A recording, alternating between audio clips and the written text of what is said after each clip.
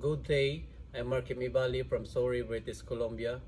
Currently working as a cutter operator. I previously been connected with Canway's Ecological Tank System Incorporated, where applied many of concepts I've learned in this course. One of my major learnings from these principles management is the importance of the four core functions: planning, organizing, leading, and controlling.